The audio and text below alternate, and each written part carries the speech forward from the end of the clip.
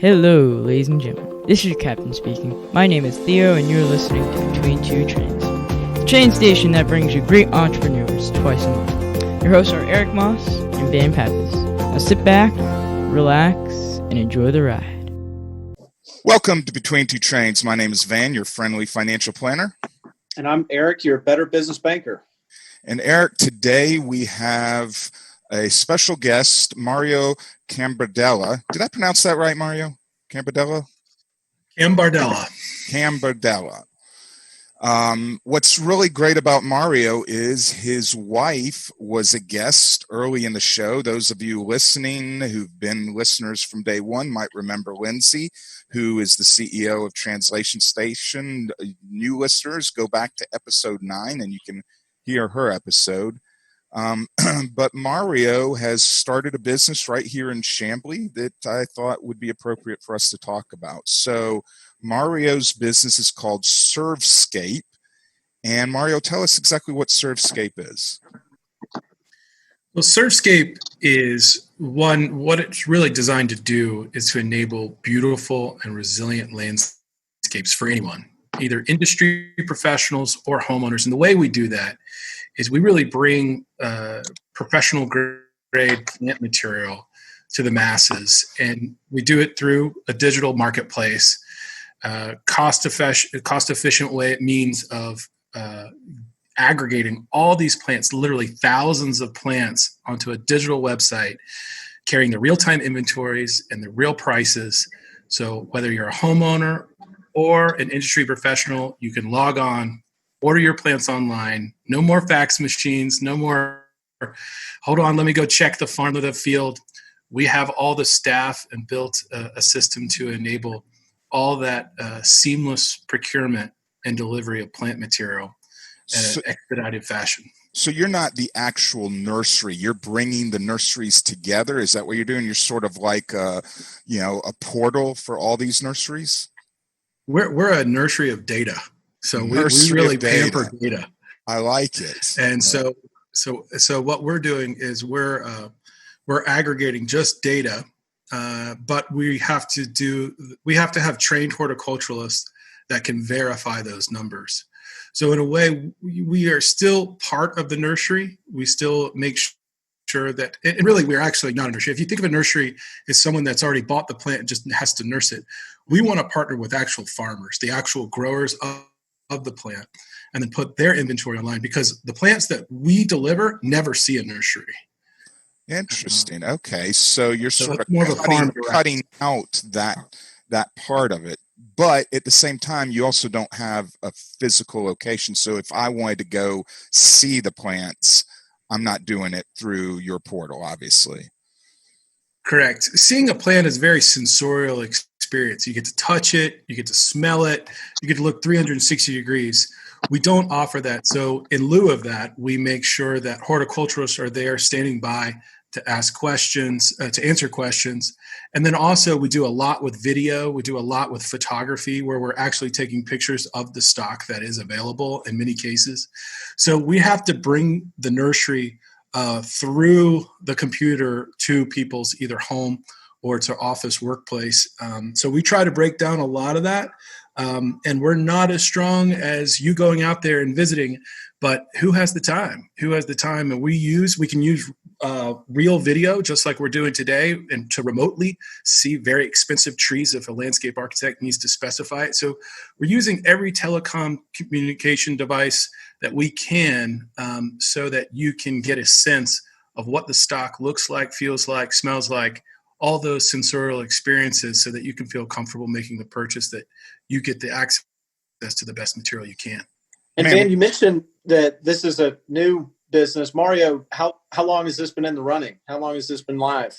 I had the idea for many, many years. We had a child 1.5 years ago. Her name is Perry. She's so during that paternity break, I actually, I was dutifully watching over our small child. I began to play around with e-commerce websites, e-commerce platforms, and decided to go, all the way in and really build out this dream that I had for so many years. that took about a year and a half, and then we officially launched March 19th, first day of spring. So we are just about to celebrate our 100th day.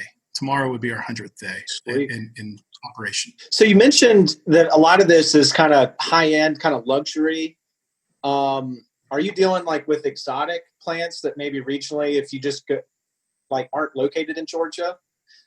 Or what's the kind of geographic footprint that you cover? Right now, we're really just celebrating Georgia farmers. So farms within 100 miles of the city of Atlanta. And so we have about 15 farmers on our network. And I wouldn't say that we're high end. I would actually say that we're more attainable. The same plant is actually more attainable because we don't have the overhead traditional re-wholesalers or nurseries do. So we're actually able to cut the margin to a more attainable level. So are they high quality plants? Absolutely. Are they a luxury, if you will? I don't think so. I think they're first class plants at attainable prices. And with, again, as I was mentioning, we hopefully can really attract a lot of people by how many different types we're offering. Because again, with 15 farmers represented, each kind of niching down to these specialties, whether they're growing trees or shrubs, grasses or perennials, we're able to really offer a wide variety, a comprehensive collection of plants for anybody in whatever type of landscape they really want to accomplish. Well, it's been an interesting year, but one thing that is kind of the silver lining from a weather standpoint, it's been a pretty good year, right? I mean, hasn't the temperature and the precipitation been? Yeah. I mean, if you look at it from the COVID-19 angle, who knew that a plant delivery business like us, the perfect time to launch was in a pandemic? I mean, we didn't look at the crystal ball. We don't have one, but you would think that we timed it pretty well considering doing a plant procurement and delivery system. We hit the money. We got the right.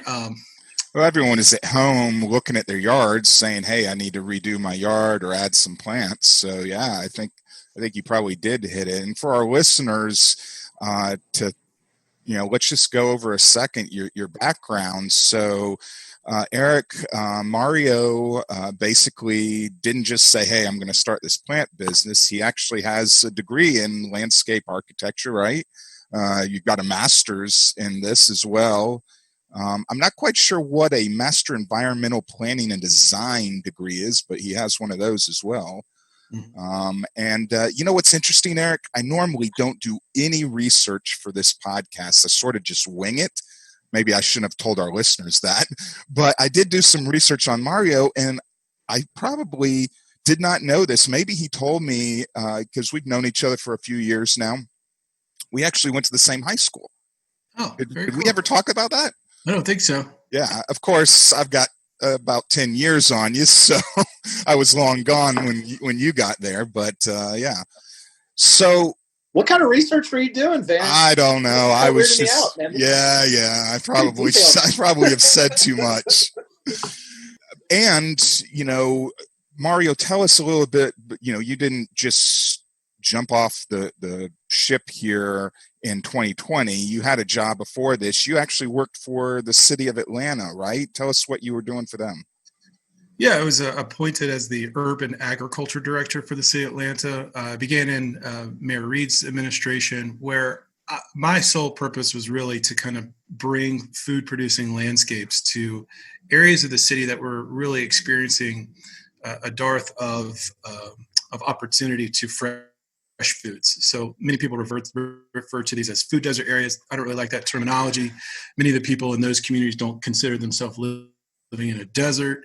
So the idea was, how can we use a lot of vacant properties? How can we use the amazing resources and talent in these communities to kind of uplift and bring opportunities through infrastructure, community vision planning, and an opportunity to grow their own fresh food access. So that was building farms and gardens, and we were able to launch the largest food forest in the country at 7.1 acres. I'm sorry, this cat. Of course, this is just kind of Zoom bombing. So with that, let me what you were doing with the city of Atlanta, do you see opportunities? Obviously, your business is now located in Chamblee. You live in Chamblee. Are there opportunities for us to do stuff like that here in Chamblee? Well, I mean, I think that everybody has the opportunity to be intentional with planning, design, and installing a food-producing landscape. Because a food-producing landscape could be, food for you and me when we think about vegetable plants or fruit trees and stuff like that.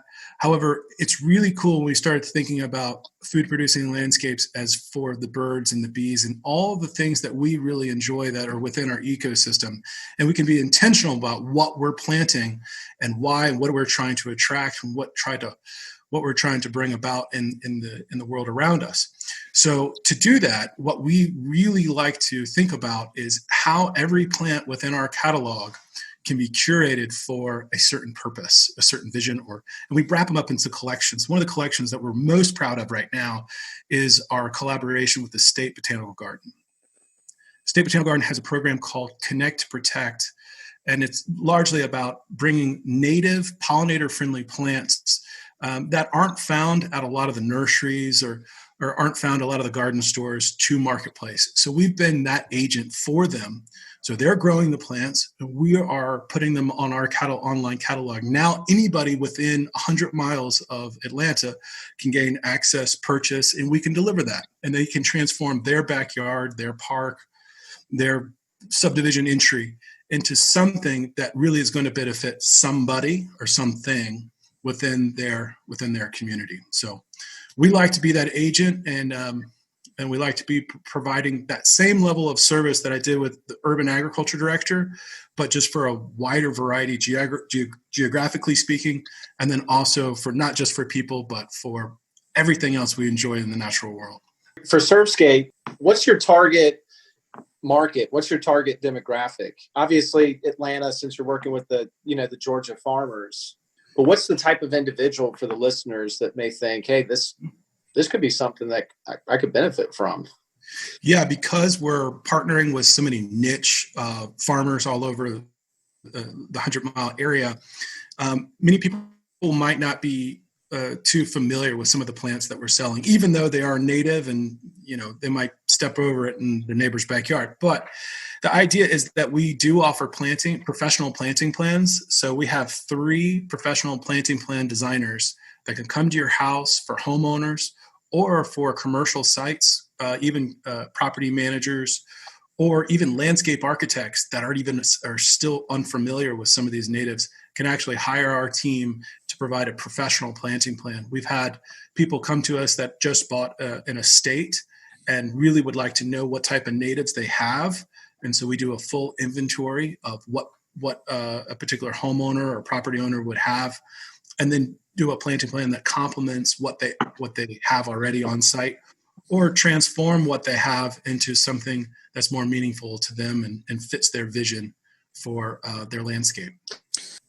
When you're talking about designing, let's just say a backyard for a homeowner, maybe on a half-acre lot, it sounds like there's got to be depending on what plants you have there, that's going to attract different creatures and other little critters. Yeah.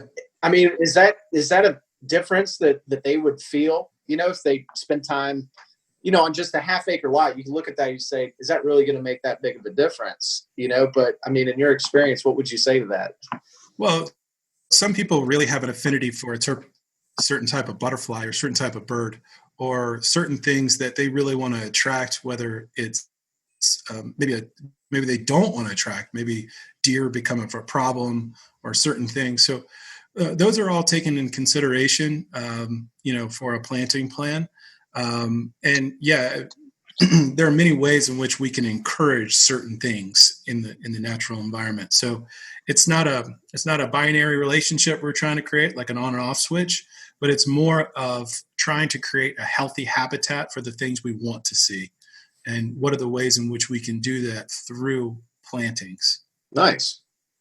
I want to keep talking about this because I I knew you were selling the plants and I could go online and buy the plants. I did not realize that you had design services as well. And so how does that work? Like if I'm hiring someone to plan out a hardscape, maybe retaining walls and decks and all of that, your guys don't do that. They're just dealing with the plants, right? So would they work in conjunction with whoever's doing my hardscape plan, or how does that work? Yeah, there's an old saying in the landscape trade that a bricklayer lays bricks. You don't want a bricklayer to lay plants. And so, we're specialists in sort of the plants and the planting design. So if you have a landscape architect, which I am a registered landscape architect in the state, though we don't really kind of sell the whole complete package through ServeScape. We're really kind of just specializing in the planting plan. But if you have a landscape architect, comprehensive design, and parts are hardscape and then parts are part of the plantscape or the landscape plan, we would really take on that landscape plan or the planting plan aspects, really kind of flush some of the details out to a very specific level, help you with your budget, and then also provide a lot of resources for installation. Sometimes we do the installation. More often than not, we're finding local gardeners in your community that excel at planting installations. And so we're providing them with all the plants and tools they need to make your planting plan vision come to life.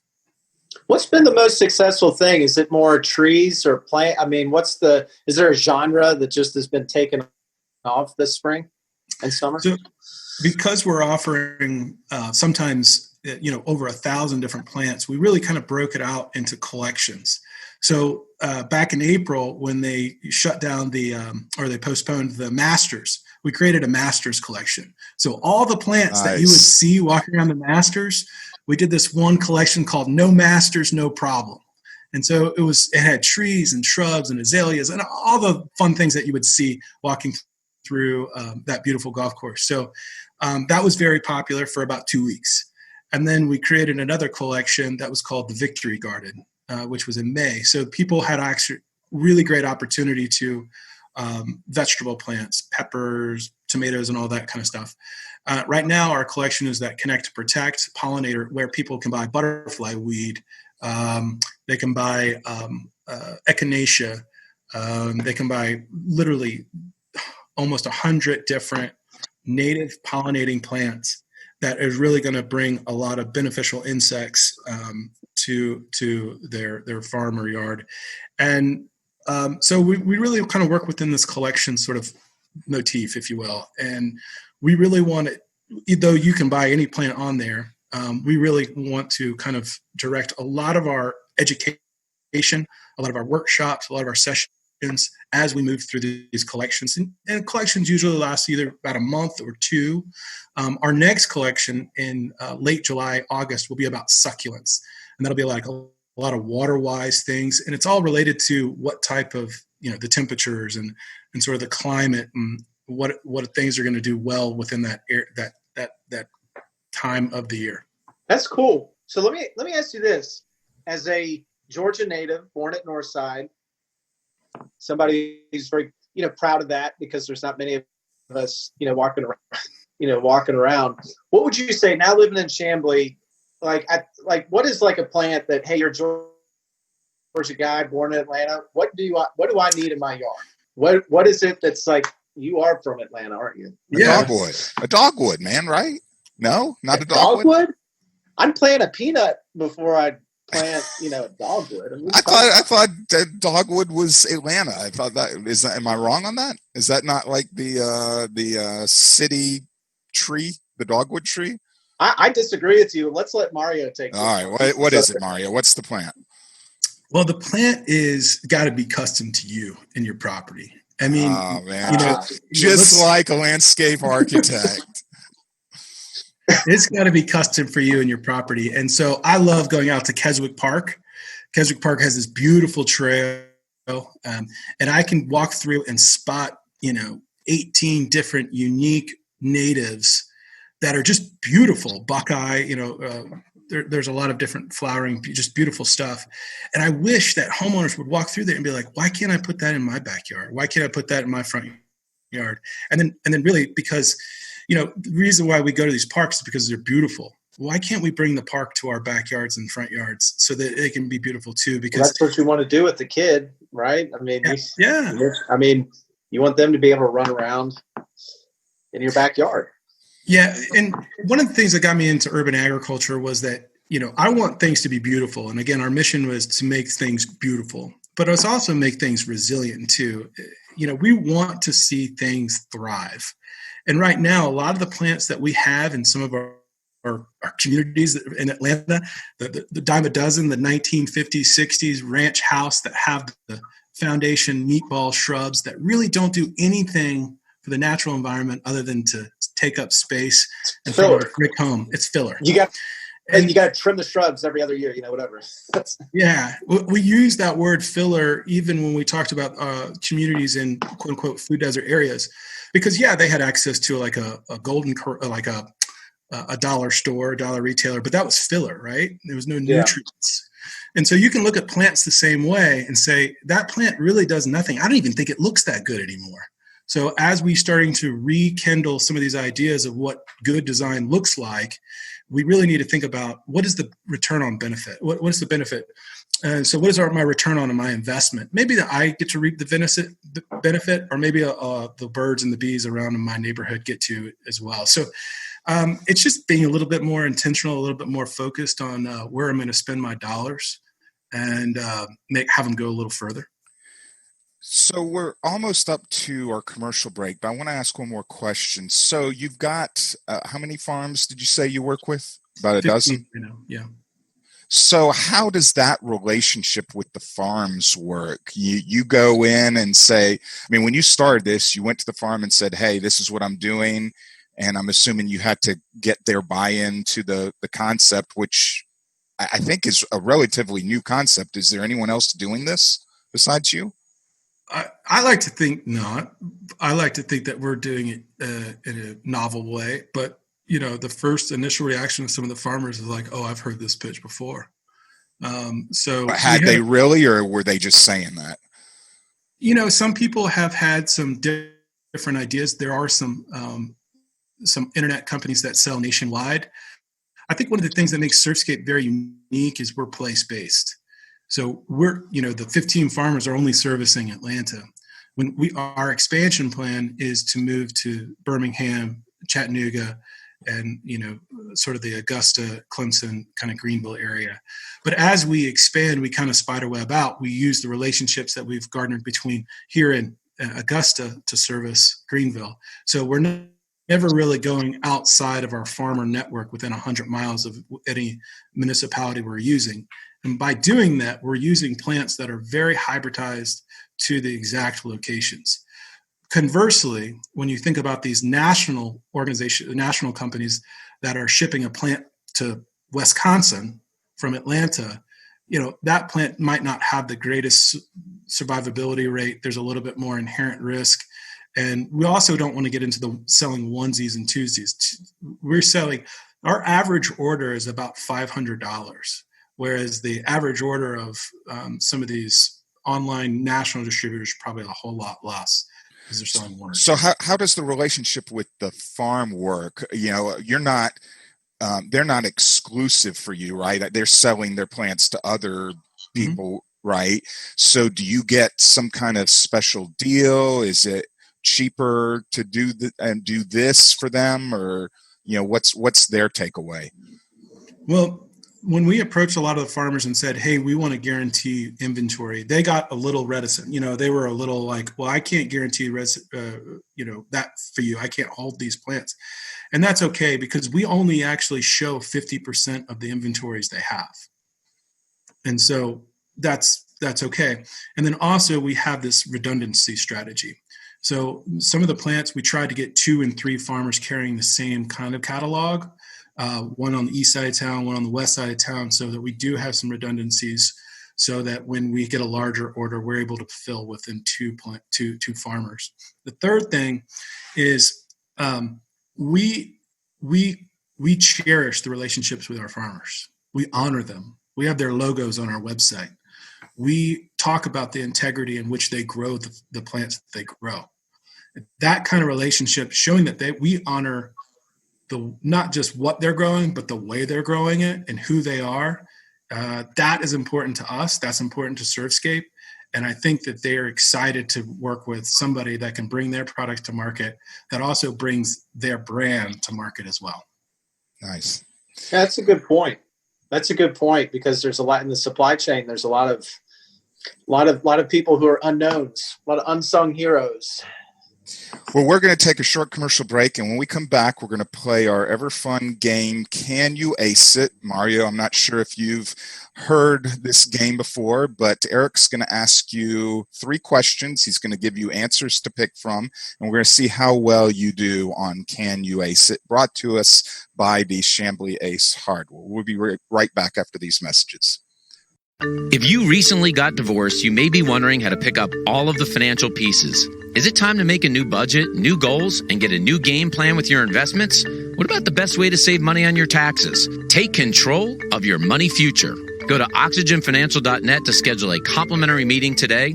Go to oxygenfinancial.net to get started right now. Securities offered through Kestra Investment Services, member FINRA SIPC. Advisory services offered through Kestra Advisory Services, an affiliate of Kestra Investment Services. Oxygen is not affiliated with Kestra.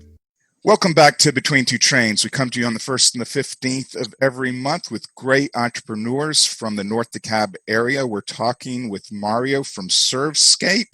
And Mario, we know that you are a plant expert and know probably everything about plant nurseries. But what we want to find out today is how much you know about babies and baby nurseries. Okay. What we got for them? Curveball here, but we've got 3 questions. So I'll just jump right in. Question number 1. Some experts suggest that newborns can only see black, white, and gray. But what is the first color babies see? Either A, chestnut, B, apricot, or C, red. Red. Ding, ding, ding, ding. Ding, ding, you ding. are correct. Nice. At first I thought maybe the question was wrong and what's the baby's first snack choice? But then I got to question item C. That's chestnut or apricot. None of the above. It is interesting. So Mario, you have a relatively newborn, about 1.5 years old, right? So your newborn, basically the first color she saw was red. And the last colors a baby sees are blue and purple. I don't know why, but that's what the last colors they see. All right, so you're 1 for 1.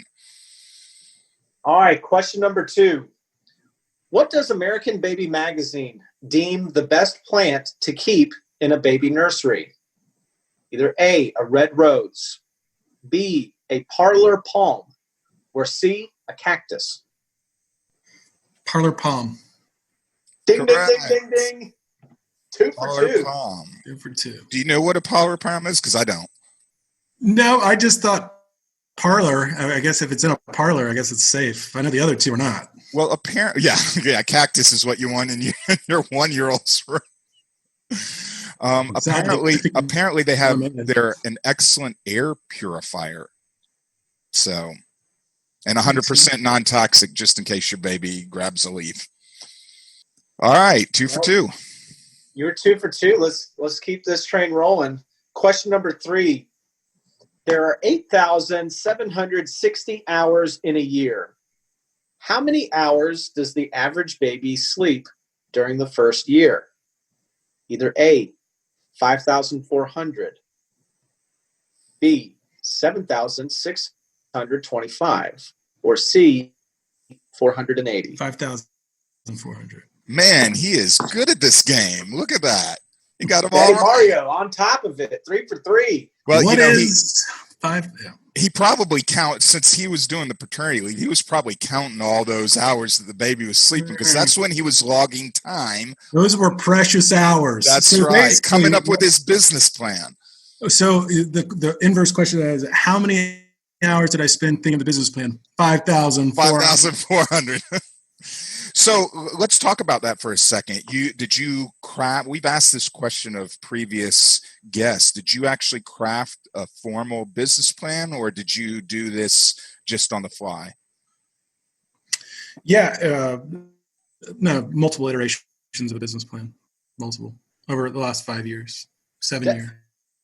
Did you ever entertain, a partner? Because you're doing a lot, and the timing of when you're doing it with the newborn is also another layer of challenge and quarantine. I mean, did you ever entertain a partner? Absolutely. Yeah. Three different starts and stops with partners.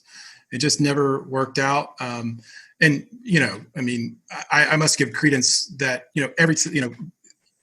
multiple months working with each one of these three different partners to get it started, maybe like 2 or 3 months at a time. And, we would hash stuff out, want to go this direction, that direction. So all three times it just really never worked out. But, I still have a great relationship with at least 2 out of 3, really 3 out of 3. But, I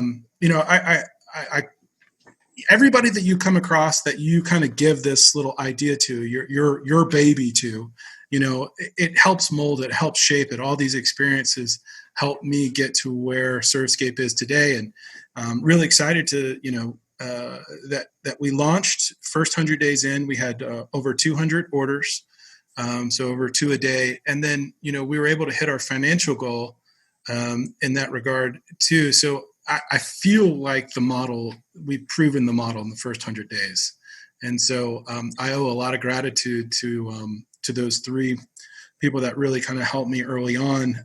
It didn't really work out as co-founders, but I have a great team now, and just amazing folks that are trying to pick up the flag of ServeScape and run with it with me. I'm curious because one of my favorite parts, Van, about this podcast is hearing these stories, and learning. Mario, my question to you, how many naysayers along the way? You had the vision, and you talked about 3 different start stops with sharing that vision, and it just didn't work out for whatever reason. But how you had the vision, you knew where you could go, you knew where you wanted to go, but convincing other people to get on board with that. How many naysayers did you come across? I'm just curious to know how many times, like how persistent has your effort been? Clearly it's been at least 4 times if you've had 3 different start stops. It's just, I think, it's every day, it's every second. If you don't hear a naysayer from somebody else, you got one in your mind saying you can't do something. So I think it's kind of like, when you have an idea, you got to hold it like a little child. And, there was a lot of parallels of taking care of Perry and taking care of this business idea at the same time. And through that parallel, there's got to be a lot of maturation, is understanding that got to have patience and got to be understanding that I'm not going to let go of this thing. By the way, I love Perry a lot more than ServeScape, but I love ServeScape very much as well. So I just want to set the record straight on that. But there's a lot of things as we go through it where you have to hold on to the vision, even though things come up and things change. It's not like you can't mature the idea, but the whole deep-rooted core concept that you are going to fundamentally change the way people buy plants, and therefore creating this beautiful, resilient world that you want to change. That has never changed. So that is that core virtue. Now, what the website looks like, all that crap, that doesn't matter, because that'll all change. But that virtue is the one thing that gets me up and gets me excited to work on ServeScape, is the fundamental change that I want to be a part of. That fires me up. And here's an interesting point that I was thinking about as you're saying all that is, how hard was it for you as you went through this, knowing, all right, you were a government employee, you had a regular paycheck, you have a newborn, that pay's coming in, and now you're rolling the dice saying, hey, can I get this business working? Was that, how did that cross your mind?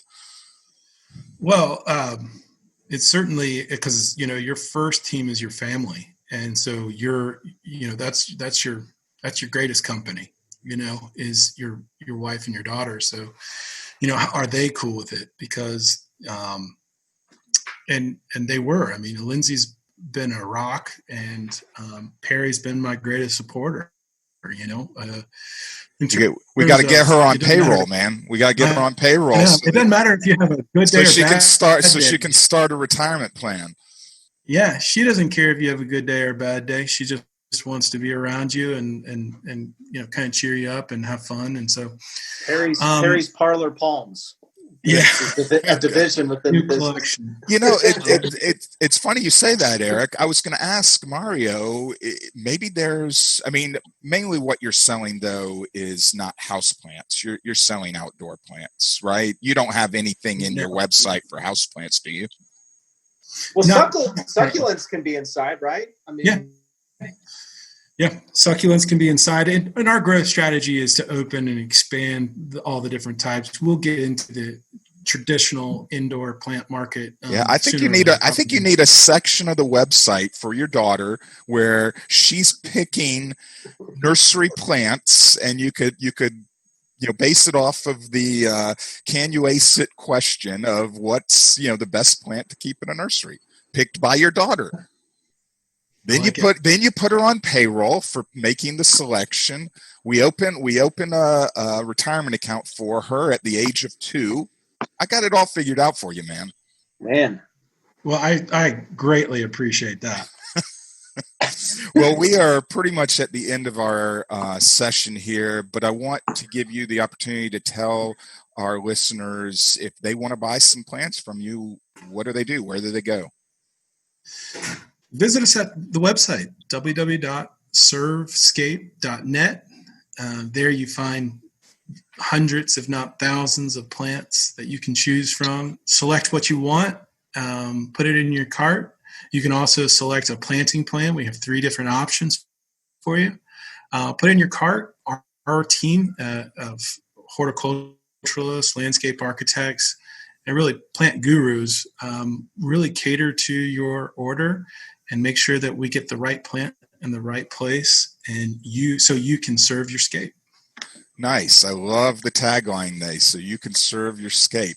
How once I place the order in the cart and I pay for it, 1, how long does it take for it to get to me? And 2, how is it getting to me? I mean, you're not dumping these on UPS, right? What's the process? No, we have our own fulfillment team. And so it depends a little bit about what you order and who's ordering. So residential, we ask for sometimes 2 weeks, depending on what size of the order it is. But as soon as you place an order, within 24 to 48 hours, someone from our team schedules your delivery once they've kind of looked at everything you've ordered. Sometimes homeowners order really big trees and they have no idea, even though we put very plainly, this tree weighs 750 pounds. They're like, I got a dolly. We're like, well, actually, the dolly will not fulfill that weight requirement. So sometimes it's a little bit of hand-holding process to understand that, heavy machinery and professional installation is required for some of your orders. So there's a good consultancy after an order, and then we kind of map out the delivery schedule. We do our own fulfillment. Sometimes for sensitive plants, we have a van, and then most oftentimes it's a truck. But for large trees, truck, gooseneck, trailer, all that kind of good stuff, especially for our pro accounts. Our pro accounts, they really get the expedited service. So within 3 to 5 days, our pro accounts can have some of our larger orders have been $10,000, $12,000 worth of plant material delivered in one day within 3 days. So the pro accounts are going to be the guys you see throughout the neighborhoods, the landscape guys that are coming in and they're buying the stuff from you rather than going to, Pikes or Lowe's or one of those places. Is that what they do? Well, there's industry only wholesalers, and so they're buying from some of those. And the real value proposition that ServeScape gives to a lot of pro clients is for the industry, some of the plants that you see every day or that are very commonplace that a lot of the pros use are almost commodity plants in that they're grown so well they kind of trust that the re-wholesaler is going to give them a commercial grade product anyway. They really don't want to have to see them. And to drive out to a re-wholesaler, which is usually out in the suburbs, way out, Peachtree Corners or something like that for an in-town job, it's very expensive to pull one of your laborers off a project. Again, the whole bricklayer lays brick mentality. If you taking your guy, your best guy, and you're a landscape company, to go drive with two other guys in the truck to go pick up a couple $100 for the shrub, well, that's $1,000 venture, because you're paying those guys to be in a truck with all the insurance, liability. So really keeping your guys on, because all the landscape companies get paid by the shrub installed, not shrub picked up and delivered. Let us do that, and really keep your guys in the payload that they need, which is planting shrubs consistently and effectively, and allowing them to be on site making money for the landscape companies. And some other we've only started with a few pro customers. We're catering that experience around them. So we have about three pro customers that we've been working with to really kind of nail our user experience for our pro clients. But this summer and next fall, we're really going to open the door to a lot of our pro members, because when you go to the site, I'm sorry, I don't mean to be long-winded, but when you go to the site, it's just who you are. When you log in, you see different prices. So our customers on the professional side expect a certain price level. So when they log in, they see a significant discount on their plant materials, because we don't need to do the hand holding, and they're typically buying on a volume. Yeah. So whereas a homeowner might buy 2 or 3, the landscape professionals are buying 30 to 40. Well, Mario, thank you so much for coming on the show. We appreciate it. Eric, any banking parting words? We're in August now, so what's the deal? There's not a lot of good plant life in bank branches. I think you need to convince Chase Bank to buy a plant from Mario for all their locations. Which is commercial office buildings. How many Chase banks are in Atlanta alone? You've got over 100. 100 plants. There you go, right there. Mario, I expect my commission check for the 100 plants that Chase is about to buy. Well, Chase could really kind of look at a collection, Ooh. Or a specific collection that all blooms blue and like kind of the colors of Chase. Yeah. And maybe maybe some money green in there somehow. The bank collection. A savings succulent series, We've got it figured out for you, Mario. We're going to have a page for your daughter and nurseries, and a page for the banks to come to. I like it. We'll give you a loan and a Laura Petalum. Here you go. Congratulations. Awesome. You laugh, but banks used to do that stuff all the time when I was growing up. My mother would take me to the bank. Hey, we're going to the bank today. Why are we going to the bank? Because there's a giveaway. You open a checking account and they give you a toaster oven. Banks don't do that anymore. I think they need to give plants away with every new account opened. I'm not kidding. I like this idea. I could tell clients every time you need to trim this, you also need to forward your financials to me per the loan agreement. It's required every year, and every year I have to heckle you to get you to send them. Just whenever you trim this bush or whenever the bush blooms, send your financials. You got to call Eric at the bank. Nice. I like this brainstorm session. We crowdsourced a good one here, Van.